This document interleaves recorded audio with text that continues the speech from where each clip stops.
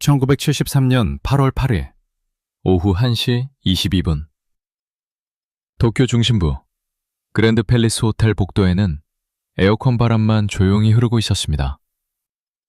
복도 끝 2212호 앞에서 한 남자가 열쇠를 꺼냈습니다. 키는 크지 않았고 검은 양복을 단정하게 차려입은 그 남자는 누가 봐도 평범한 중년 사업가처럼 보였습니다. 하지만 그는 사업가가 아니었습니다. 그의 이름은 김대중. 대한민국 최대 야당의 지도자, 박정희 군사 독재에 맞서 목소리를 높여온 남자, 그리고 당시 한국 정부가 가장 두려워하던 인물이었습니다. 문이 열리는 순간이었습니다. 뒤에서 발소리가 들렸습니다. 빠르고 조용한 발소리. 돌아볼 틈도 없었습니다. 무언가 차가운 것이 얼굴에 덮쳤고 코와 입을 막았습니다. 강한 화학약품 냄새, 그리고 다리에 힘이 풀리는 느낌. 김대중은 그 자리에서 의식을 잃었습니다. 복도에는 아무도 없었습니다. 카메라에는 아무것도 찍히지 않았습니다. 그는 그렇게 사라졌습니다. 이 납치 사건은 단순한 범죄가 아니었습니다. 이것은 한 국가가 자국의 정치인을 외국 땅에서 암살하려 한 사건이었습니다. 냉전의 한복판, 동아시아 정치사에서 가장 충격적인 사건 중 하나였습니다. 그리고 더 놀라운 것은 그가 살아 돌아왔다는 사실입니다. 어떻게 살아남았을까요? 누가 구했을까요? 그리고 왜 지금까지 이 사건의 진실은 완전히 밝혀지지 않았을까요?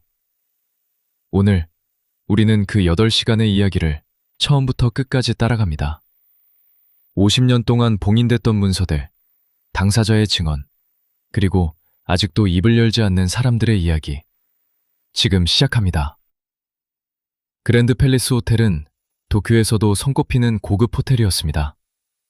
국제 비즈니스맨들과 외교관들이 즐겨 찾는 곳. 로비에는 항상 정장 차림의 사람들이 오갔고 엘리베이터는 조용히 올라가고 내려갔습니다. 아무도 이상한 것을 눈치채지 못했습니다. 혹은 눈치채고도 모른 척했습니다. 김대중이 이 호텔에 머문 것은 이틀째였습니다. 그는 일본 망명 중이었습니다. 1972년 박정희가 유신헌법을 선포하고 사실상 종신 독재 체제를 구축하자 김대중은 일본으로 건너가 국제사회에 한국의 민주주의를 호소하는 활동을 이어가고 있었습니다. 도쿄의 한인사회, 일본 언론, 미국 의회를 상대로 박정희 정권의 실상을 알렸습니다. 이것이 바로 박정희 정권에게 그가 살아있어서는 안 될 이유였습니다. 중앙정보부, 당시 KCIA라 불리던 그 조직은 이미 수개월 전부터 작전을 준비하고 있었습니다. 코드명은 공개된 적이 없습니다. 하지만 후에 밝혀진 내용에 따르면 작전의 내용은 단순하고도 잔혹했습니다. 납치, 그리고 수장, 바다에 버린다, 흔적 없이.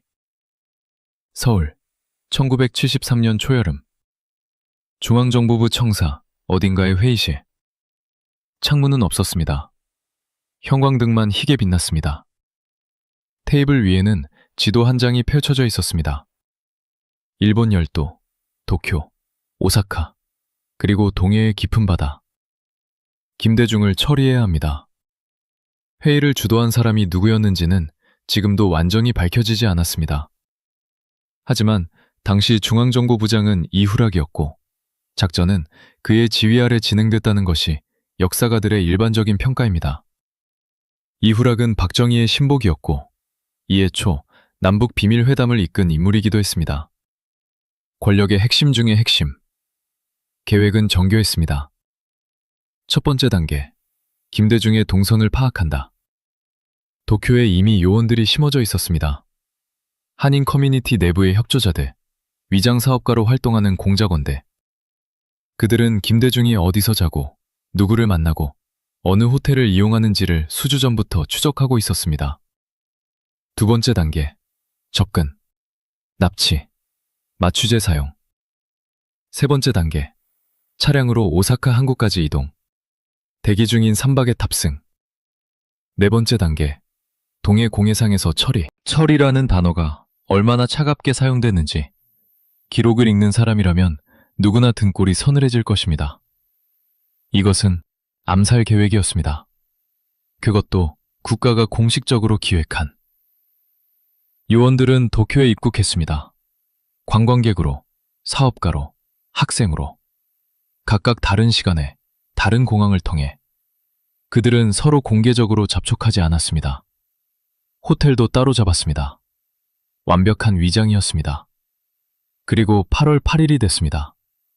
오전 11시, 김배중은 호텔 식당에서 가벼운 점심을 먹었습니다. 함께 있던 사람은 일본의 한 정치인 보좌관이었습니다. 두 사람은 한국 민주화 운동의 국제연대 방안에 대해 이야기를 나눴습니다. 식사는 평화롭게 끝났고 보좌관은 자리를 떴습니다. 김대중은 엘리베이터를 탔습니다. 22층 버튼을 눌렀습니다. 엘리베이터 문이 닫혔습니다. 같은 층에서 내린 사람이 2명 더 있었습니다. 그들은 앞서 걷다가 자연스럽게 김대중의 좌우로 붙었습니다. 복도 끝에는 또 한 명이 서 있었습니다. 출구를 막은 것이었습니다. 호텔 복도에서 사람 하나가 지워졌습니다. 누구의 비명도, 누구의 도움도 없이. 이것이 그날 오후 1시 22분에 일어난 일이었습니다. 의식이 돌아온 것은 얼마 지나지 않아서였습니다. 눈을 뜨려 했지만 눈을 가리고 있는 무언가가 있었습니다. 두꺼운 천. 움직이려 했지만 손이 묶여 있었습니다. 발도 마찬가지였습니다.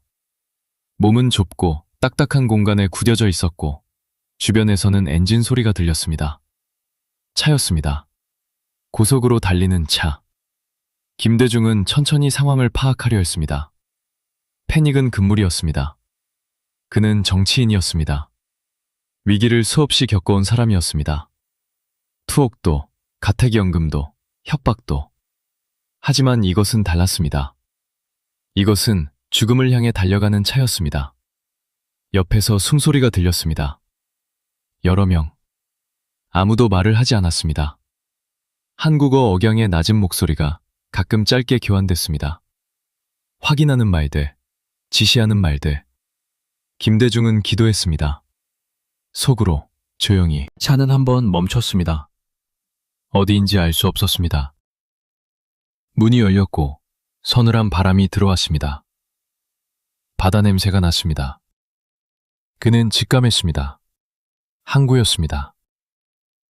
발에 무언가가 묶이는 느낌이 들었습니다. 무거웠습니다. 납치였습니다. 바다에 던져지면 절대로 떠오르지 못하도록. 흔적도 시신도 남기지 않도록. 그 순간 김대중은 처음으로 두려움을 느꼈다고 훗날 회고록에 썼습니다. 죽음이 추상적인 개념이 아니라 발에 묶인 납추로서 실제하는 순간. 정치적 투쟁도, 이념도, 민주주의도 아무 의미가 없어지는 순간. 그는 다시 기도했습니다. 그런데 갑자기 밖에서 소리가 들렸습니다. 엔진 소리였습니다. 하지만 차가 아니었습니다. 하늘에서 들려오는 소리, 낮게 비행하는 항공기의 소리. 그 소리는 한 번 지나가고 사라졌습니다. 하지만 요원들이 동요했습니다. 목소리 톤이 바뀌었습니다. 빠르게 무언가를 주고받는 소리, 그리고 잠시의 침묵. 계획이 바뀌었습니다. 왜였을까요? 나중에 밝혀진 사실에 의하면 그 순간 도쿄의 미국 대사관에서는 긴급 전화 한 통이 걸려오고 있었습니다. 수신자는 서울의 특정 인물이었습니다. 내용은 짧았습니다. 김대중에게 무슨 일이 생기면 그 결과는 당신들이 감당할 수 없을 것이다. 이것이 그의 목숨을 구한 전화였습니다. 하지만 이 전화를 건 사람이 누구인지, 어떤 경로로 작전 정보를 입수했는지는 지금도 완전히 밝혀지지 않았습니다. CIA였을까요? 일본 공안이었을까요? 아니면 KCIA 내부의 누군가였을까요? 차는 방향을 틀었습니다. 그리고 몇 시간 후 김대중은 서울의 자택 앞에 서 있었습니다. 눈가리개는 벗겨져 있었고 손목에는 밧줄 자국이 남아 있었습니다. 정장은 구겨져 있었습니다. 하지만 그는 살아 있었습니다. 납추는 어느 순간 발에서 풀려 있었습니다. 8시간이 지나 있었습니다. 그는 집 앞에서 한동안 움직이지 못했습니다. 하늘을 올려다봤습니다. 서울의 파란 하늘. 살아있다는 것을 실감하는 데 시간이 걸렸습니다. 이것이 기적의 8시간이었습니다. 하지만 진짜 이야기는 이제부터 시작이었습니다. 서울, 1973년 8월 13일 새벽. 동교동 골목은 조용했습니다. 가로등 하나가 깜박이며 희미한 빛을 내뿜고 있었고 멀리서 개 짖는 소리만 들렸습니다. 아무도 없는 골목. 하지만 어딘가에는 분명히 누군가가 있었습니다. 차 안에서, 담장 뒤에서 지켜보는 눈들이. 김대중은 집 안으로 들어서자마자 무너졌습니다. 아내 이희호가 달려왔습니다. 아무 말도 하지 않았습니다. 그냥 안았습니다. 두 사람은 그 자리에서 한동안 서 있었습니다. 살아있다는 것, 그것 하나만으로 충분한 순간이었습니다. 하지만 그 순간은 길지 않았습니다.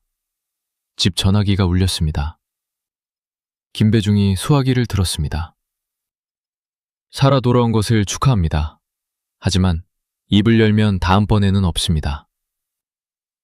전화는 끊겼습니다.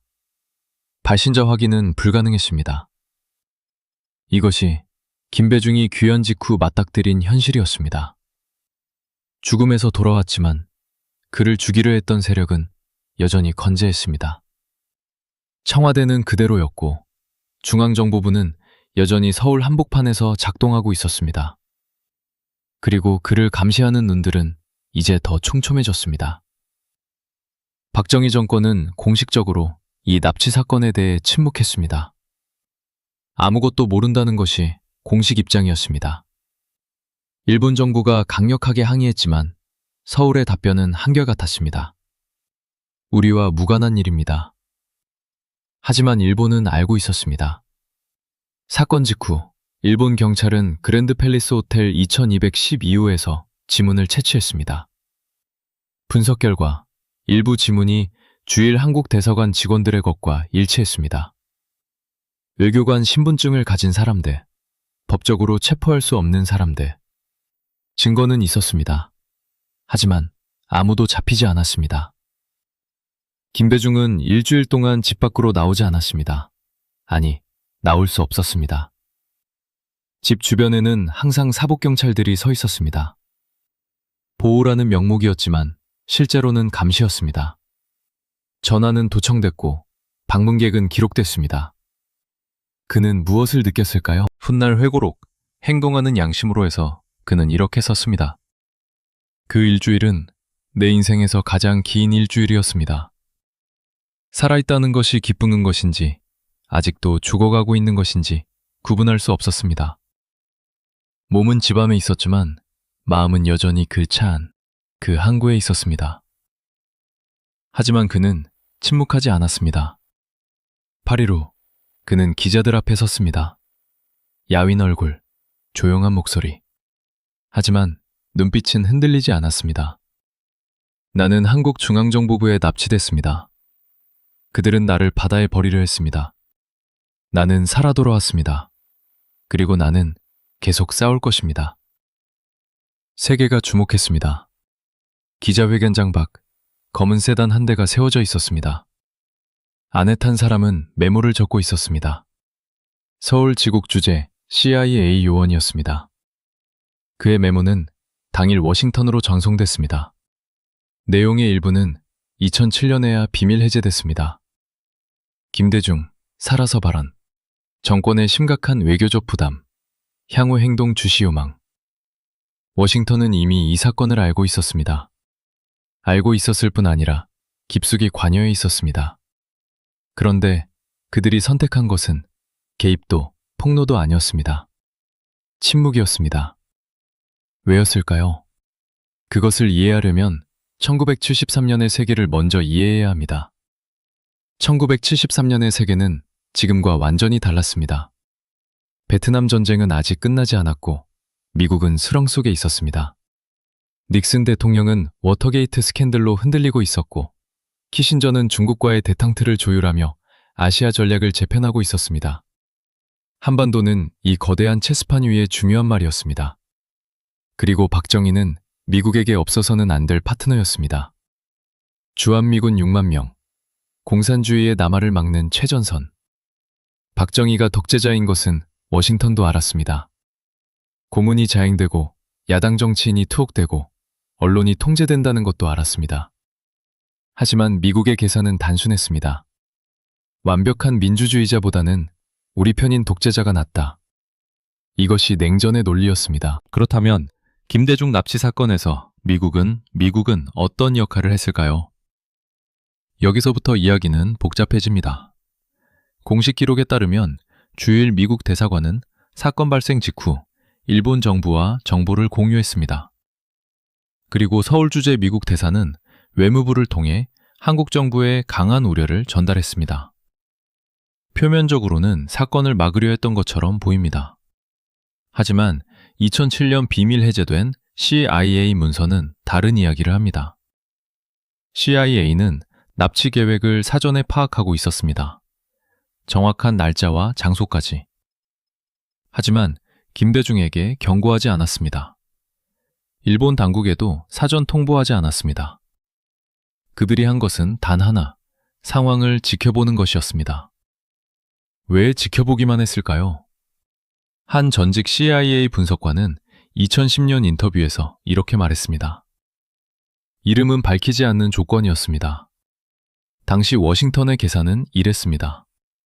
김대중이 죽으면 야당은 더 약해지고 박정희는 더 강해진다. 더 강한 박정희는 더 안정적인 한국을 의미하고 더 안정적인 한국은 미국에게 더 유리하다. 누군가의 죽음이 전략적 이득이 될 수 있다고 계산한 것입니다. 그의 목소리에는 여전히 불편함이 담겨 있었습니다. 하지만 계산은 빗나갔습니다. 김대중 납치 사건은 국제사회에서 예상 이상의 파장을 일으켰습니다. 일본 언론이 대서특필했고 미국 의회에서도 질의가 나왔습니다. 인권단체들이 들고 일어섰습니다. 박정희 정권의 잔인함이 전 세계에 노출됐습니다. 워싱턴은 당황했습니다. 키신저는 닉슨에게 보고서를 올렸습니다.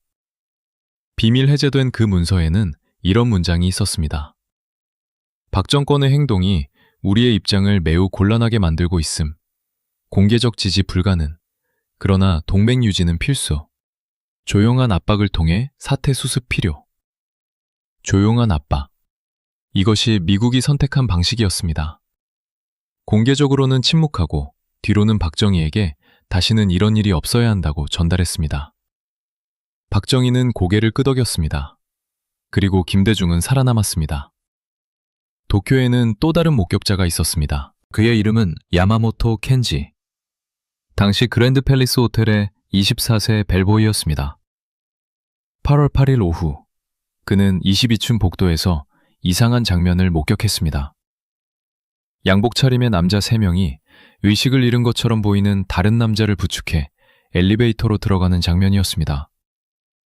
야마모토는 프런트에 신고하려 했습니다. 그때 양복 남자 중 한 명이 돌아봤습니다. 그리고 일본어로 조용히 말했습니다. 못 본 거야.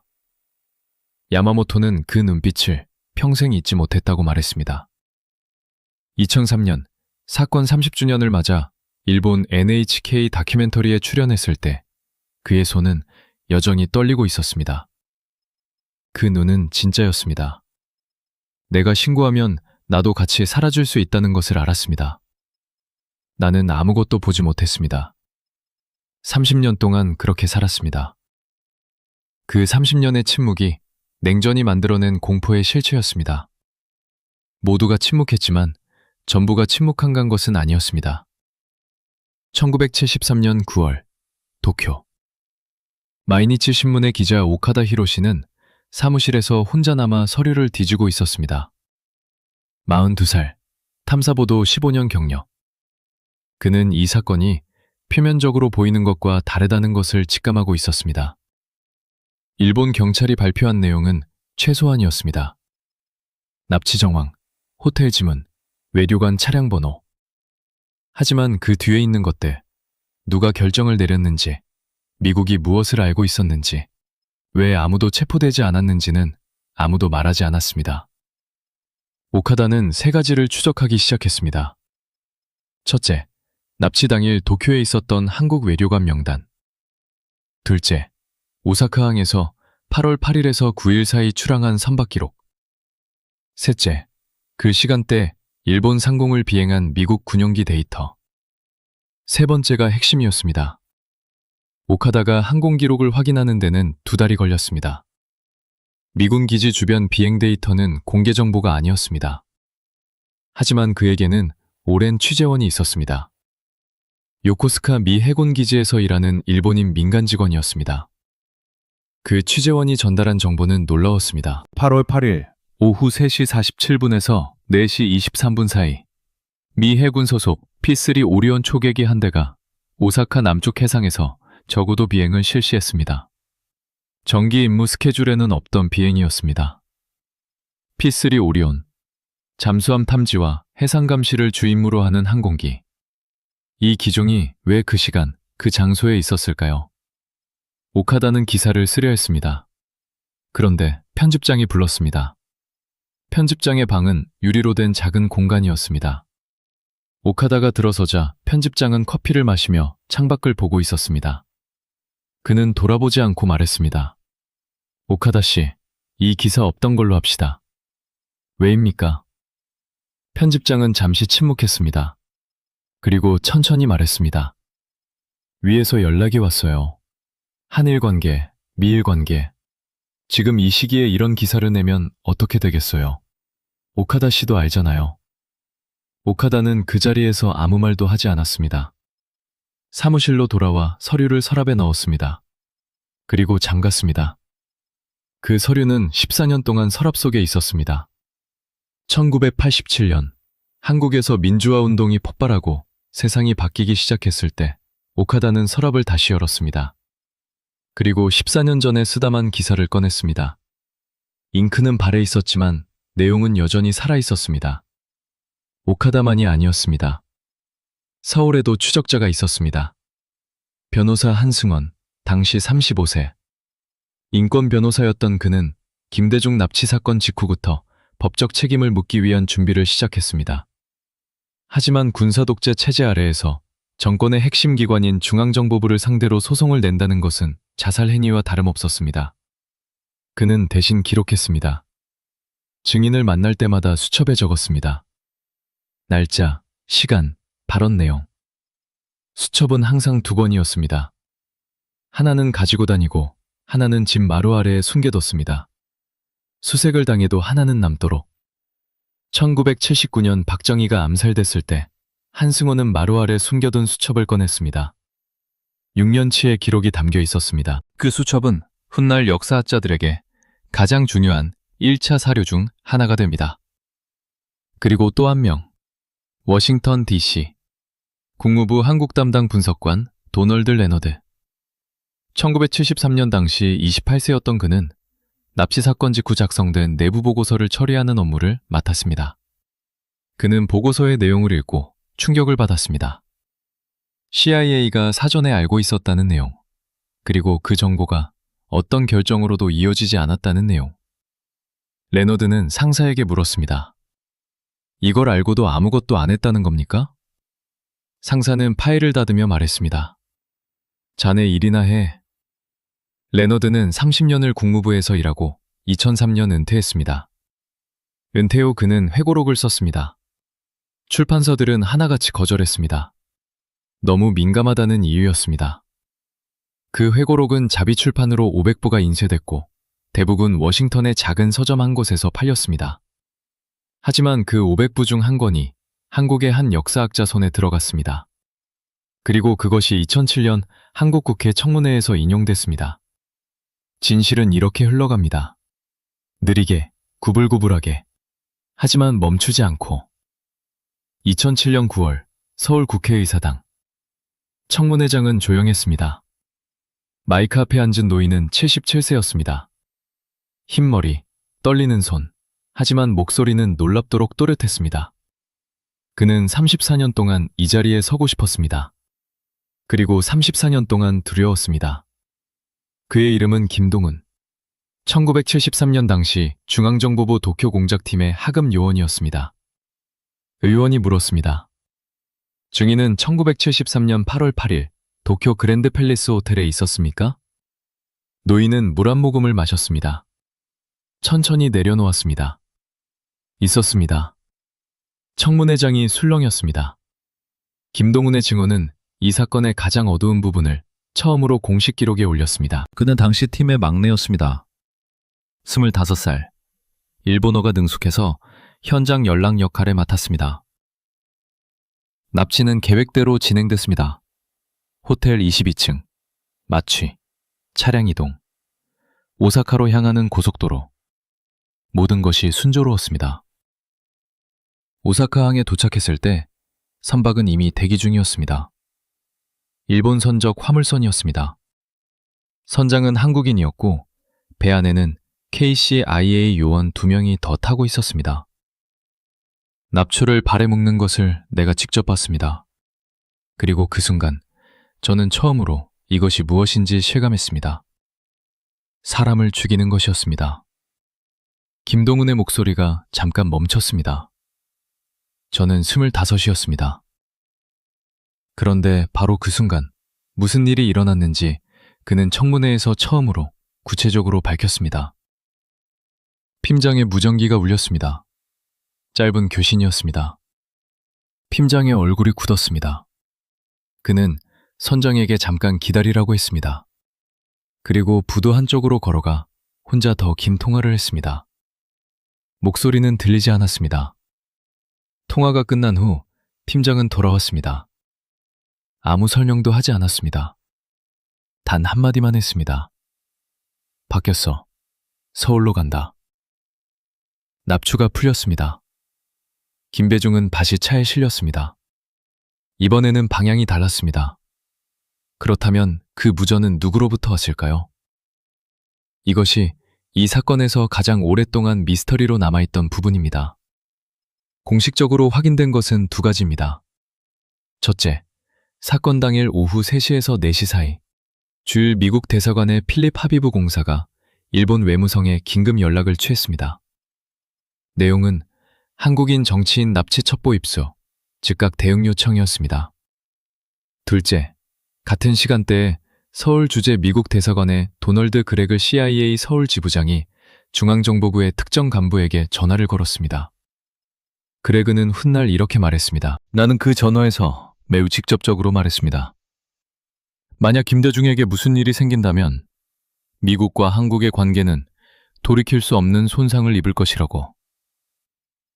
그레그의 그 전화.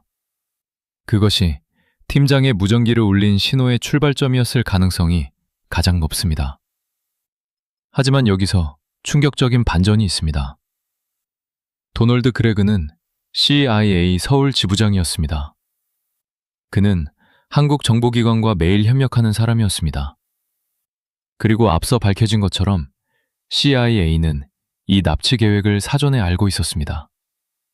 즉, CIA는 계획을 알면서도 막지 않았고 납치가 실행된 후에야 중단 신호를 보냈습니다. 왜 처음부터 막지 않았을까요? 전직 CIA 분석관 로버트 시몬스는 2015년 인터뷰에서 이렇게 말했습니다. 미국은 김대중이 납치되는 것까지는 허용할 생각이었습니다. 납치 자체는 그를 침묵시키면 효과가 있으니까요. 하지만 사례는 달랐습니다. 시신이 발견되거나 실종이 확인되면 국제 스캔들은 통제 불가능해집니다. 그래서 마지막 순간에 개입한 것입니다. 납치는 용인했지만 살인은 막았다. 이것이 미국이 그날 한 일이었습니다.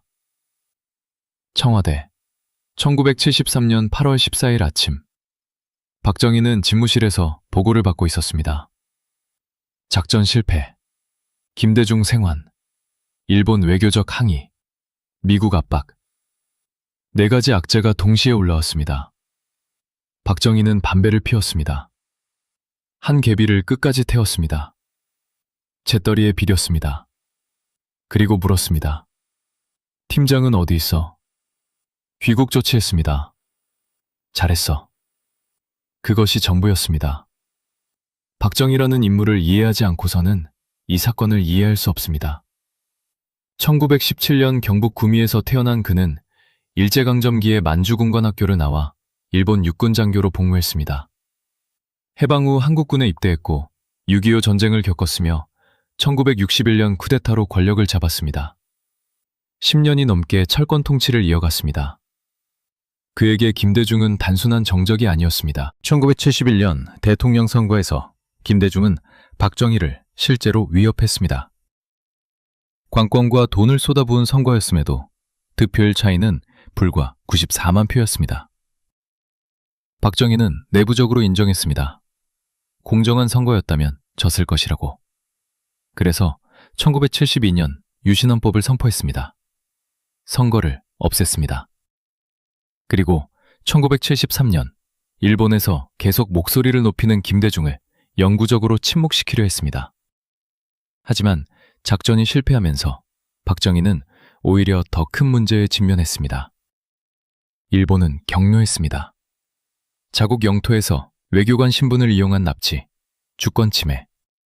일본 외무성은 한국 대사를 불러 강력히 항의했고 일부 의원들은 한일 관계 단절을 주장했습니다. 박정희는 선택을 해야 했습니다. 인정하면 국제적 망신이고 법적 책임까지 따릅니다. 부인하면 일본과의 관계가 파탄납니다. 그는 세 번째 길을 선택했습니다. 적당히 인정하고, 적당히 사과하고, 적당히 봉합한다. 1973년 11월, 한일 양국은 비밀 외교회담을 통해 이 사건을 마무리하는 합의를 했습니다. 한국은 주일공사 김재권을 사실상의 책임자로 지목하고 소환했습니다. 그게 전부였습니다. 수사도, 재판도, 처벌도 없었습니다. 일본 언론은 들끓었습니다. 하지만 정부는 합의했습니다. 돈이 오갔다는 설이 있었습니다. 공식적으로는 확인되지 않았습니다.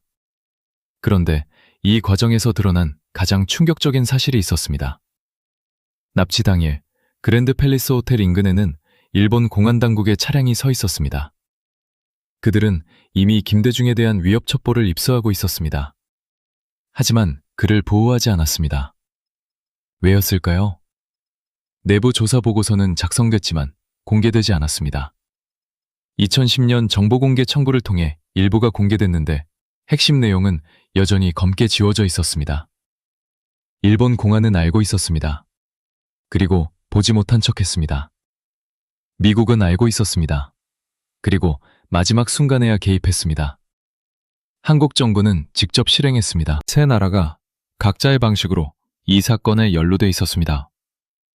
그리고 세 나라 모두 완전한 진실이 드러나는 것을 원하지 않았습니다. 그 대가를 치른 것은 한 사람이었습니다. 김대중은 귀국 후 가택연금에 들어갔습니다. 1976년에는 민주화 선언에 서명했다는 이유로 체포됐습니다. 1980년에는 내란 음모 혐의로 사형 선고를 받았습니다. 미국의 압박으로 사형은 집행되지 않았지만 그는 다시 감옥에 갔습니다. 납치, 구금, 재판, 사형 선고, 망명, 또 다른 구금. 한 사람이 한 국가로부터 받은 것들이었습니다. 1998년 2월 25일 서울 여의도 대통령 취임식장. 하늘은 맑았습니다. 군악대가 연주를 했고 수만 명의 시민들이 광장을 가득 채웠습니다. 선서대 앞에 선 남자는 73세였습니다. 지팡이를 짚고 걸었습니다. 1971년 교통사고로 다친 다리는 끝내 완전히 낫지 않았습니다. 그 교통사고도 후에 KCIA의 소행이었다는 의혹이 제기됐습니다. 그는 선서를 했습니다. 대한민국 제15대 대통령 김대중. 1973년 도쿄 항구에서 납치를 발에 묶인 채 죽어가던 그 남자가 25년 후 대한민국의 대통령이 됐습니다. 하지만 이 장에서 우리가 정말로 파헤쳐야 할 것은 기적의 감동적인 서사가 아닙니다. 기적이 어떻게 가능했는지 그 메커니즘입니다. 그리고 그 메커니즘을 들여다보면 이 이야기는 훨씬 더 불편해집니다. 김대중이 살아남은 이유를 정리하면 세 가지입니다. 첫째, 미국의 전략적 개입. 앞서 설명한 것처럼 CIA는 살인이 통제 불가능한 스캔들로 이어질 것을 우려했습니다. 그들이 김대중의 생명에 관심이 있었던 것이 아닙니다. 그들이 관심 있었던 것은 미국의 이익이었습니다. 둘째, 일본의 눈치. 자국 영토에서 납치가 일어난 것만으로도 이미 외교 위기였습니다. 시신이 발견된다면 한일 관계는 완전히 파탄났을 것입니다. 박정희 정권도 이것을 알고 있었습니다. 셋째, 그리고 가장 거의 알려지지 않은 이유. KCIA 내부의 누군가. 이것이 이 장의 핵심입니다. 2012년, 나이 90을 앞두고 사망한 한 전직 중앙정보부 간부가 유언처럼 남긴 녹음 파일이 있었습니다. 그의 가족이 2019년 한국의 한 탐사보도 매체에 전달했습니다. 녹음은 총 47분이었습니다.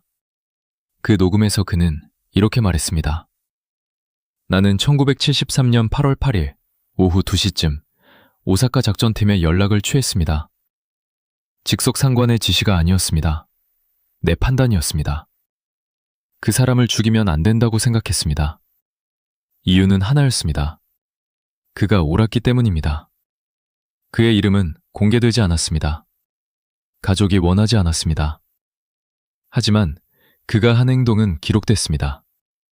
적의 심장부에서 한 사람이 양심을 선택했습니다. 그것이 기적의 진짜 이유 중 하나였습니다. 김대중이 대통령이 된 후 그는 자신을 납치하려 했던 사건에 대한 재조사를 직접 지시하지 않았습니다. 많은 사람들이 의아하게 생각했습니다. 왜 진상을 밝히려 하지 않느냐고. 그는 한 인터뷰에서 이렇게 답했습니다. 나는 과거에 복수하기 위해 대통령이 된 것이 아닙니다. 하지만 역사는 기억해야 합니다. 내가 아니라 역사가 심판할 것입니다. 역사는 심판했습니다. 그리고 심판은 지금도 진행 중입니다. 2007년 비밀 해제된 문서들. 2010년 일본 공안 내부 보고서 일부 공개. 2019년 녹음 파일 공개. 그리고 지금 이 순간에도 서울의 어떤 연구자는 국가기록원의 마이크로필름을 들여다보고 있을 것입니다. 워싱턴의 어떤 저널리스트는 FOIA 요청 결과를 기다리고 있을 것입니다. 진실은 한 번에 드러나지 않습니다. 층층이, 조금씩, 오랜 시간에 걸쳐 드러납니다.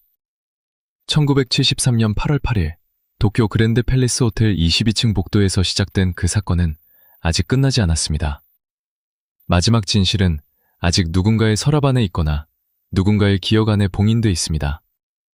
그리고 그것이 열리는 날, 이 이야기는 비로소 완성될 것입니다. 2000년 12월 10일, 오슬로. 노벨 평화상 시상식장. 촛불처럼 빛나는 샹들리에 아래 세계 각국의 외교관과 기자들이 자리를 채웠습니다. 단상 위에 오른 남자는 76세였습니다. 지팡이를 짚고 있었습니다. 머리는 하얗게 새어 있었습니다. 그는 천천히 마이크 앞에 섰습니다. 1973년 도쿄에서 납추를 발에 묶인 채 바다에 버려질 뻔했던 그 남자. 사형 선고를 받았던 그 남자. 감옥을 들락거리고 망명을 반복했던 그 남자. 김대중은 노벨 평화상 수상 연설을 시작했습니다. 하지만 이 장은 감동적인 마무리로 끝나지 않습니다. 왜냐하면 역사는 아직 완전히 심판을 내리지 않았기 때문입니다. 이 사건에 관여한 사람들의 최후를 살펴봅시다. 작전을 지휘했던 중앙정보부장 이우락은 1973년 12월 박정희에 의해 해임됐습니다. 김대중 납치 사건의 국제적 파장 때문이었습니다. 하지만 그는 단 하루도 감옥에 가지 않았습니다. 2009년 84세로 자택에서 사망했습니다. 박정희는 1979년 10월 26일 자신이 신뢰하던 중앙정보부장 김재규의 총에 맞아 사망했습니다. 역사의 아이러니였습니다.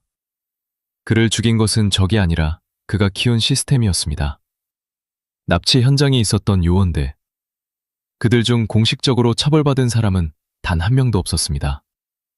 도쿄의 벨보이 야마모토 켄지는 2003년 NHK 다큐멘터리 출연 이후 더 이상 공개 발언을 하지 않았습니다. 그는 지금도 살아있을 것입니다. 어딘가에서 조용히. 마이니치 신문 기자 오카다 히로시는 1987년 사랍에서 꺼낸 기사를 결국 발표했습니다.